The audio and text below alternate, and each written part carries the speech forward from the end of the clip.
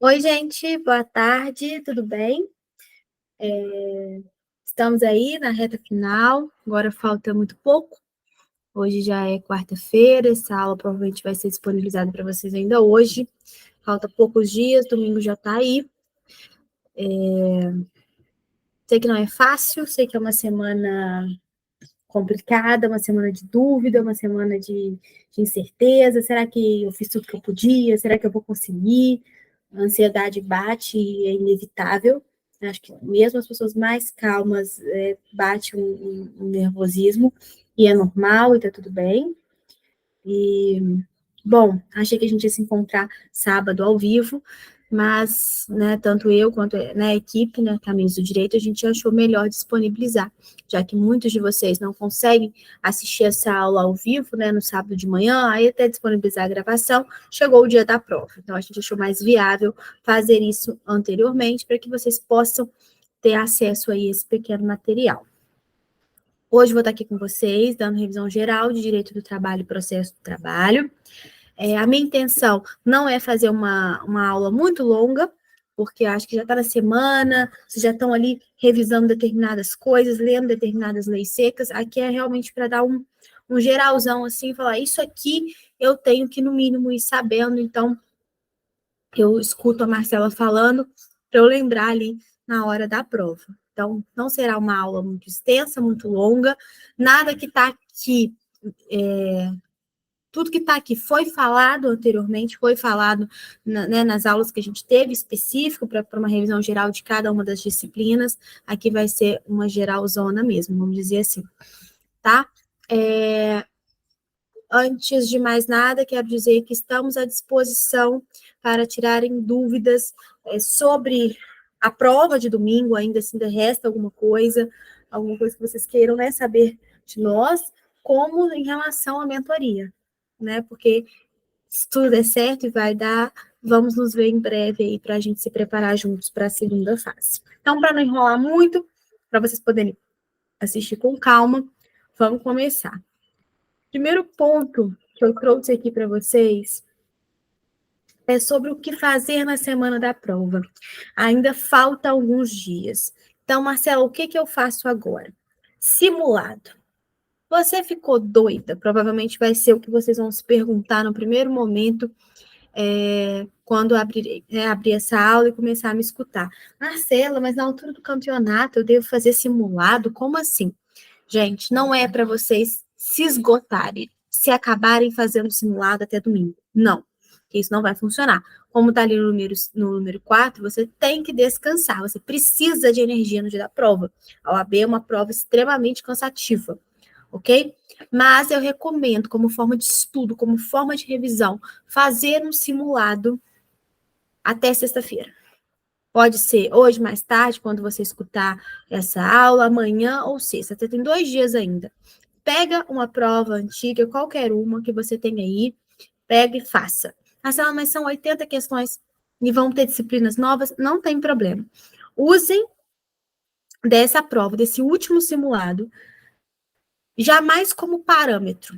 Conseguir 40 pontos, não conseguir 40 pontos, vou passar e não vou passar. Não, porque eu vou contar para vocês, grande parte das pessoas que não conseguem 40 pontos nos simulados, ainda assim são aprovadas na OAB. Então, a pontuação geral não vai ser parâmetro, mas dali você vai conseguir ver estrategicamente quais disciplinas você irá fazer primeiro, que você vai pegar na prova, qual a sequência de prova que você vai fazer, aonde está aquilo que você precisa, vale a pena, uma matéria que você já sabe, e você vai dar uma revisadinha rápida ali, para ir com o conteúdo mais fresco, qual é aquela que não tem afinidade nenhuma, que vai ser a última que você vai fazer no dia da prova, que se acertar, acertou, se não acertar, você não vai precisar dela. Então, é através desse último simulado que você vai programar a sua mente para todas as atitudes que você vai fazer domingo. Marcela, eu posso dar de cara abrir a prova de processo civil, que era uma matéria que eu achei que tinha mais afinidade, e não entendi nada. E do nada eu mudei para processo do trabalho. Tudo bem. Mas dificilmente isso vai acontecer. As matérias que você já tem afinidade, você vai pegar o caderno de questões, você vai seguir tendo afinidade com elas. Então, esse simulado que você tem amanhã ou sexta para fazer, ele é para te preparar, para organizar. Você se organiza quais vão ser as estratégias que você vai usar no dia da prova para você obter os 40 pontos. Gente, eu acho que grande parte do problema do AB é exatamente isso, porque você não tem que ser melhor que ninguém. Você simplesmente tem que bater uma meta. E isso vem a nossa cobrança interna gritando muito. Então, acho que isso a gente conversa com calma lá na segunda fase, mas vem um pouco disso. Mas lembre-se, se você fizer 40 pontos, 41 pontos, ou se você fizer 75 pontos, seu nome vai estar na lista. Você foi aprovado. Então, foque nisso. Você tem que fazer 40 pontos. Coloca isso em mente e ponto. Você não tem que ser melhor que ninguém, você não tem que provar nada para ninguém. Você fazer 40 ou você fazer 70 pontos, 50 pontos, 60 pontos, não vai mudar em nada. Você vai estar aprovado do mesmo jeito. E a única coisa que a gente quer aqui é que seu nome esteja na lista lá para você poder fazer a sua prova de segunda fase. Então, faça sim um simulado. Não é hora, é hora. É hora de se programar, é hora de se planejar tudo aquilo que vai ser feito, e isso vai ser feito através do seu último simulado que você vai realizar. Revisar o que você já sabe. Não dá tempo de aprender matéria nova. Ah, não estudei isso, não fiz, eu vou fazer isso agora. Não, você não vai fazer isso agora porque não dá tempo.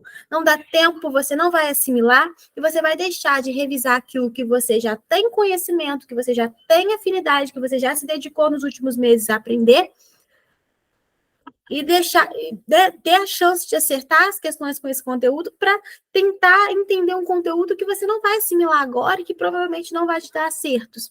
Então, foque agora em revisar aquilo que você aprendeu.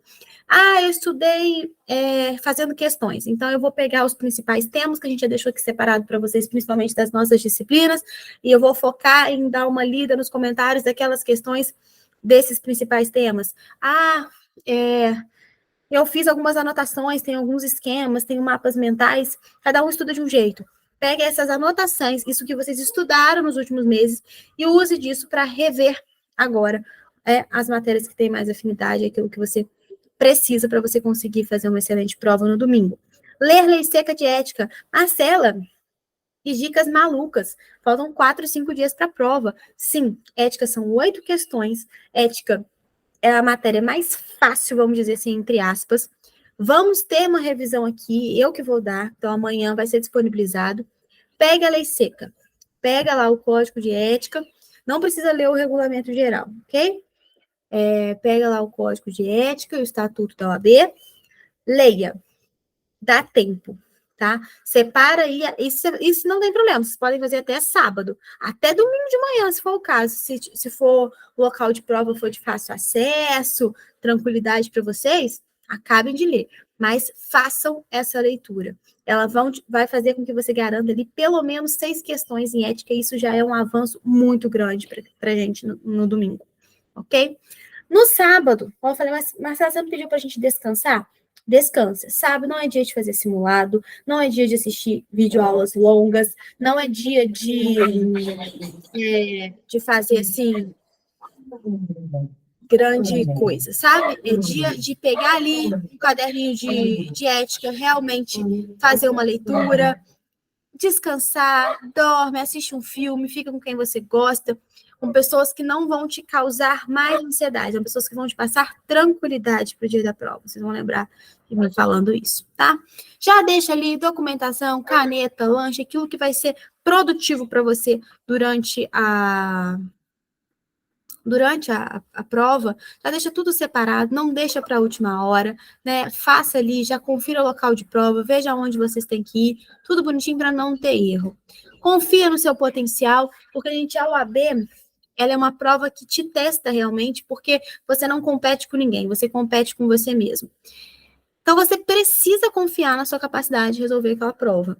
Confiar naquilo que você estudou nos últimos meses e além de confiar naquilo que você estudou nos últimos meses, você precisa confiar naquilo que você viu nos seus 5 anos de faculdade.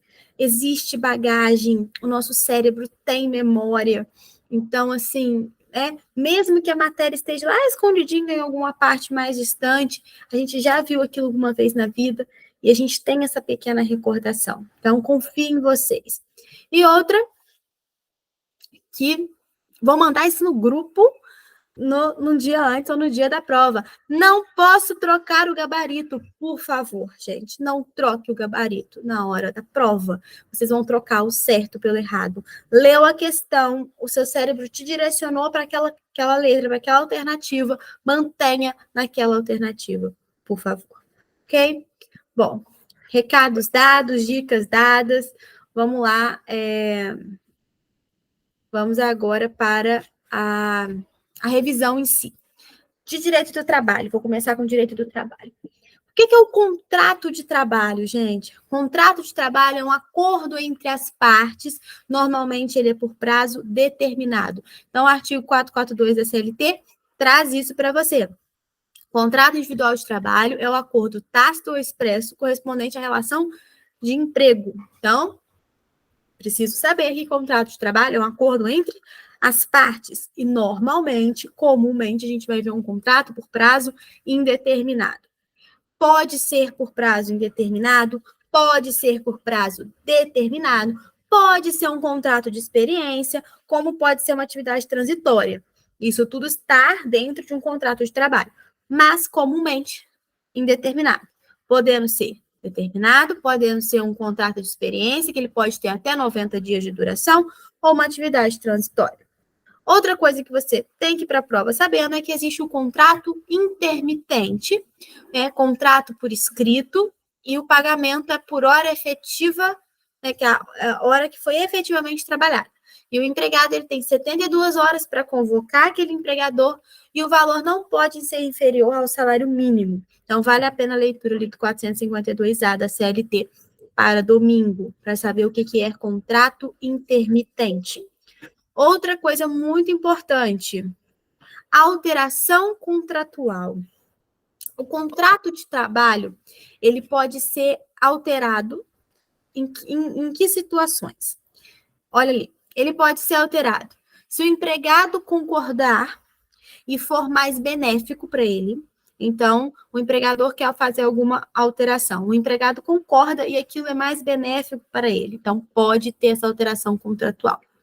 O retorno do empregado ao cargo de origem não caracteriza alteração contratual, bem como a sua gratificação de função pode ser retirada.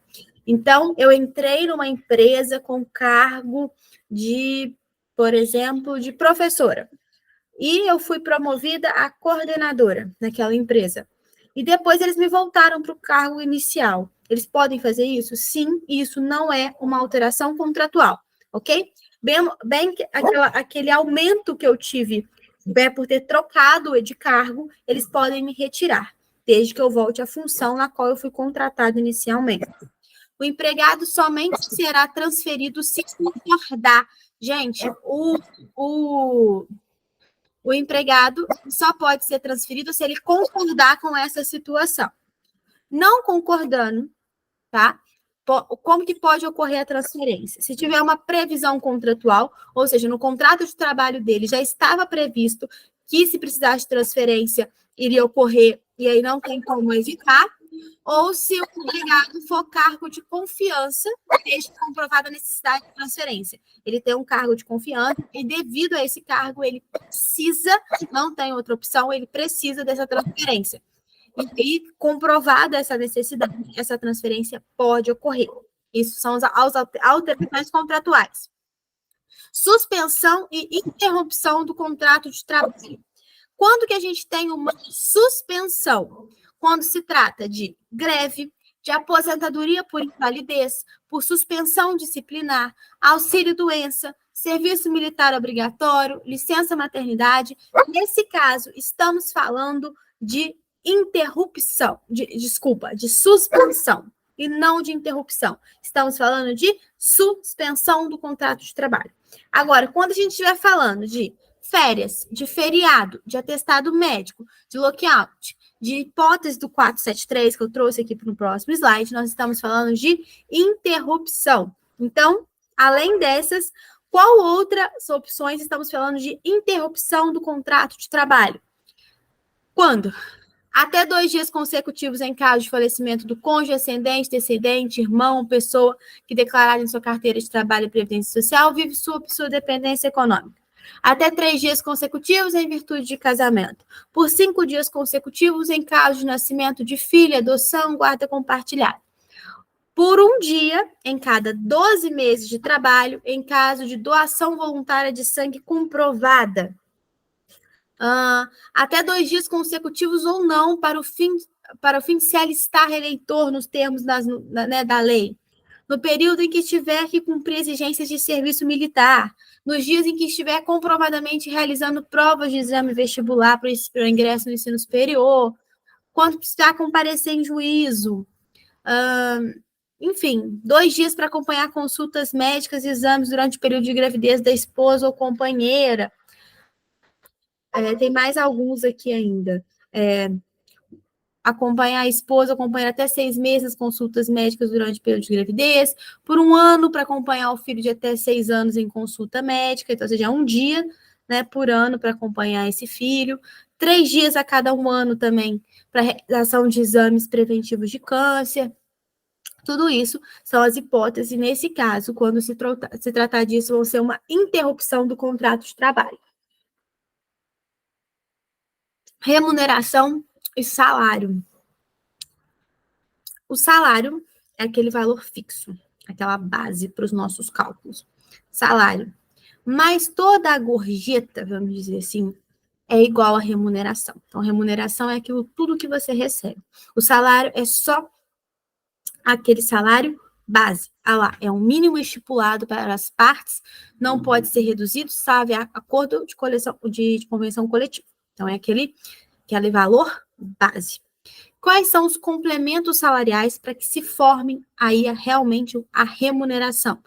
Pode ser adicionais, né? Que vão ser horas extras, hora noturna, transferência, insalubridade, periculosidade. Tudo isso são adicionais. No caso, é a junção disso com o salário que a gente gera aí a remuneração.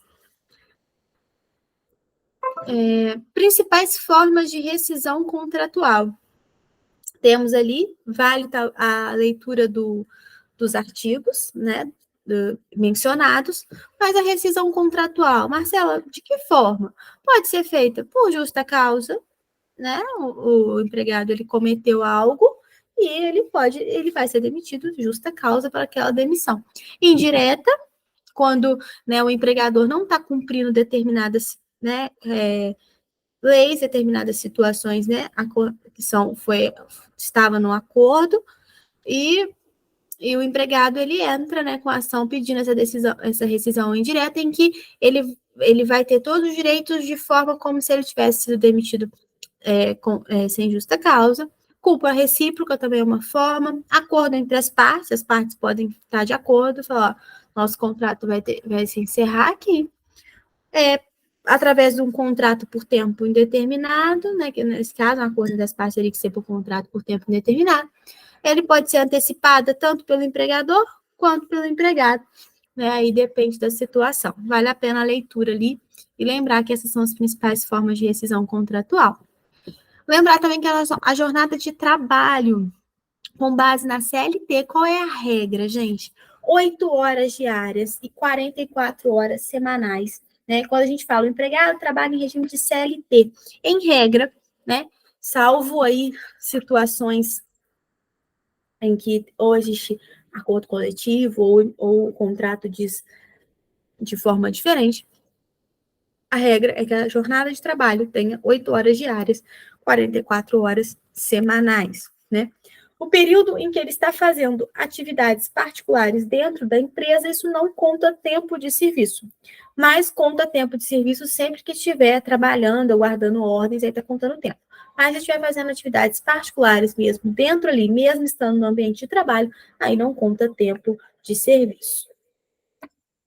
Ok, gente, são os principais temas aqui, né, para serem estudados aí até domingo, agora que falta pouco, revisassem comigo falando na cabeça de vocês, para vocês realizarem tranquilamente a prova de direito do trabalho. saibam, né? Alguns prazos, algumas coisas, mas aí já entra mais a parte de processo, a gente vai até ver. Mas tenha isso em mente, né? O que é remuneração, o que é salário, o que são adicionais, as questões dos contratos de trabalho, quais são os prazos dentro, né, do contrato de trabalho, quais são as formas de suspensão, alteração. Com certeza vocês vão fazer uma boa prova aí, tendo consciência e sabendo desse conteúdo. Processo do trabalho. Processo do trabalho, vamos revisar algumas questões, tá? Como eu disse anteriormente, tudo que eu estou trazendo aqui é uma revisão simplificada daquela nossa revisão grandona que a gente fez juntos, na qual a gente tinha uma hora inteira só para falar daquela disciplina específica. Aqui realmente eu trouxe só uma videoaula para que vocês possam relembrar alguns tópicos para contribuir aí na hora da prova, né, ativar aí o cérebro para que relembre desses conteúdos. Processo do trabalho, o que eu não posso ir para a prova sem saber? Procedimento sumaríssimo, tema muito recorrente, sempre que cai questões relacionadas a procedimentos, quase sempre vai ser a questão do procedimento sumaríssimo e muitas vezes na questão de testemunhas. Então, tem que saber, ok? Quando se trata de administração pública ou citação por edital, não pode se tratar de procedimento sumaríssimo. Saibam dessas exceções. Assim como que no procedimento sumaríssimo pode-se levar até 2 testemunhas. Guardem isso, isso é recorrente. E essas testemunhas, elas podem comparecer independente de intimação. Ela pode ser feita só com a prova do convite e no caso de um procedimento sumaríssimo, pode ter prova pericial também, tá? Desde que seja essencial para a realização do caso. No procedimento sumaríssimo, você não vai pedir prova pericial assim, à toa. Agora, se ela for essencial para realizar aquele caso, aí sim, aí você pode pedir, pode ter, não tem problema algum. Mas lembre-se principalmente dessa questão da testemunha, que pode ser levadas até 2, e elas não dependem de intimação, tá? Mesmo se elas não forem intimadas e comparecerem, elas podem ser ouvidas. Até 2 testemunhas no procedimento sumaríssimo, ok? Audiência. Qual que é a parte da audiência que vocês não podem chegar lá domingo sem saber de hipótese alguma? Audiência, a questão de representação e substituição das partes, ok? O empregado, ele pode ser representado, né? Em caso de doença, em caso no caso de doença, ele vai ser representado por outra pessoa pode ir representando, um sindicato pode ir representando, ou outro empregado daquela empresa também pode ir representando ele em audiência. O empregador, ele pode ser substituído. Ele pode ser substituído por um gerente ou por um preposto. Tem que saber isso. E, principalmente, o mais importante aqui é as consequências da ausência. Se o reclamante não comparecer na audiência, o que acontece? Vai ter o arquivamento, né? E ele vai ter que pagar custas, a não ser que ele tenha um motivo, né, justificado e que ele justifique isso em 15 dias, né? Tem que realmente um motivo sério, né, que seja realmente comprovado pela sua ausência, ele tem até 15 dias. Caso não seja feito isso, o processo vai ser arquivado e ele vai ter que realizar o pagamento de custas. O reclamado, se ele ficar ausente, ele faz revelia ou confissão ficta, né? Ele faz confissão. Que é o quê? Ele concorda. Olha, tá certo ali, né? Então eu não vou comparecer em audiência, o que está sendo pedido para mim, estou de acordo. E aí acontece a revelia do processo, ok? Saibam disso com toda certeza. Outra coisa bastante importante aí também, preparo e depósito recursal. Quem vai pagar? Quem paga? Quem é isento? Quem pode ser substituído? Quem paga pela metade? Como que fica essa situação de preparo e depósito recursal? Tema muito recorrente também, já caiu várias vezes. Então, vamos lá. Quem vai pagar pela metade? Paga pela metade esse preparo e esse depósito recursal. Entidades sem fins lucrativos, empregados domésticos, microempreendedores individuais, microempresas, empresas de pequeno porte, todo mundo que é pequeno, todo mundo que não tem, assim, grande desenvolvimento, né, grande, com capital muito grande, né, por isso está ali, microempresas, microempreendedores individuais, paga pela metade esse preparo, esse depósito recursal. Quem é isento, quem não vai pagar esse depósito recursal? Os beneficiários da justiça gratuita, as entidades filantrópicas e as empresas em recuperação judicial. Aí, nesse caso, eles não pagam esse preparo, esse depósito recursal. E quem pode ser substituído, né, ele pode ser substituído pelo quê? Né? Vamos dizer assim, esse preparo, esse depósito recursal, ele pode ser substituído em algum momento? Sim. Ele pode ser substituído por fiança bancária ou seguro-garantia judicial. Ok? Não vá para a prova sem saber disso. É importante. Da mesma forma, quais são os principais recursos? Gente, recurso com certeza vai ter pelo menos uma questão na sua prova. Acho muito inevitável isso acontecer. Então, vai ter lá, né? Trouxe aqui os principais para a gente rever. Principal, queridinho, na qual quem for comigo aí para a segunda fase em Direito do Trabalho, vamos ver tudo sobre ele, toda a estrutura, né, que é fundamental aí para a realização da próxima prova. Recurso ordinário é o recurso que cabe da sentença. Então, houve uma reclamação trabalhista, houve uma contestação, enfim, o juiz deu uma sentença. Não gostei, está errado, está equivocado, tenho como defender meus direitos, já tenho sentença. Então, eu entro com o quê? Recurso ordinário. Então, se teve sentença e eu quero recorrê-la, recurso ordinário. Não esqueçam disso. Temos aqui também o recurso de revista, aqueles que cabem das decisões do TRT em recurso ordinário ou agravo de petição. Então, entrei com recurso ordinário, né, lá para o TRT, vamos pôr assim. TRT me deu uma sentença, me deu uma decisão, vamos dizer assim, né? O TRT me deu uma decisão sobre aquele recurso ordinário ou sobre aquele agravo de petição. E eu ainda quero recorrer, não estou de acordo com a decisão do TRT. O que eu faço? Eu entro com recurso de revista. Agravo de instrumento é o recurso que cabe diante da decisão denegatória do recurso. Entrei com RO, foi negado aquele RO, mas mesmo assim eu ainda quero tentar que ele prossiga. O que eu faço? Eu entro com agravo de instrumento. Agravo de petição. Eu tenho 8 dias. Lembre-se disso. 8 dias. 8 dias das decisões do juiz ou presidente nas execuções, né? Quando eu estiver lá, o juiz decidiu alguma coisa na execução, eu tenho um prazo de 8 dias para entrar com agravo de petição. Então, são os principais recursos. Vão com eles em mente, é fundamental. Execução. O que eu vou trazer aqui da execução?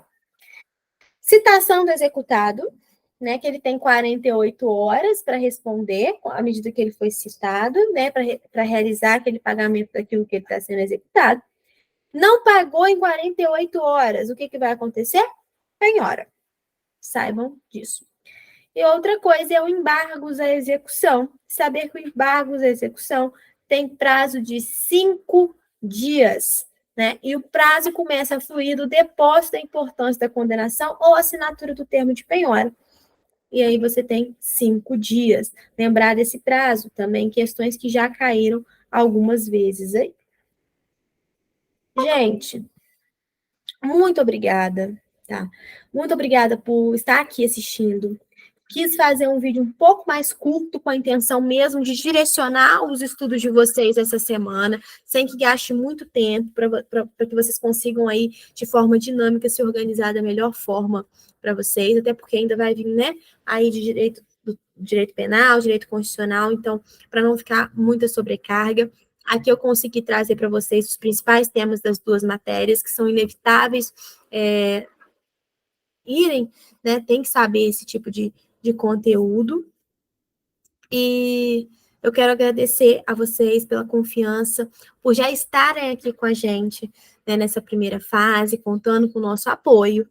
E como eu disse ali, um até breve. Não sei se comigo, se com os meninos, mas espero encontrar vocês aí já no finalzinho de julho, para a gente iniciar a nossa mentoria para a segunda fase. Vamos caminhar juntos até a sua aprovação, eu tenho certeza disso. Quem for fazer direito do trabalho vai estar comigo, vai ser um prazer conhecer cada um de vocês. Vamos ali trabalhar todas as dificuldades, todas as dúvidas. Garanto para vocês que nós vamos direcionar o estudo de vocês para que vocês consigam a aprovação, a prova, tá? E não só até breve, estou à disposição no WhatsApp. Vamos estar aqui no grupo. No dia da prova, depois que sair gabarito, se tiver dúvida, pode mandar para a gente. E espero, né, todos aprovados. E aí a gente vai para a segunda fase aí, que vai ser aí, né, o fim do caminho que a gente está trilhando até aqui. Então, é um até breve. E, mais uma vez, eu já disse em uma das nossas aulas, eu vou dizer de novo, e quem for meu aluno no próximo vai lembrar disso sempre. A sua incerteza é a minha certeza. Eu sei que a gente chega no dia da prova duvidando muito da nossa capacidade. E é normal isso. Isso é do ser humano. Mas coloca isso aí na mentezinha de vocês. A sua incerteza, né? Ou seja, a minha incerteza é a certeza dela. Lembra disso. Eu tenho certeza que vocês vão conseguir, tá? Vocês vão passar, vocês vão vencer mais essa etapa, para depois começar a trilhar o caminho de vocês aí, né, na profissão que vocês escolheram. Conte com a gente e nós vamos juntos até o fim, até seu nome estar lá na lista definitiva e você poder fazer sua inscrição na OAB. Ok? Um prazer, mais uma vez, muito obrigada. Um beijo grande, uma excelente prova e até breve.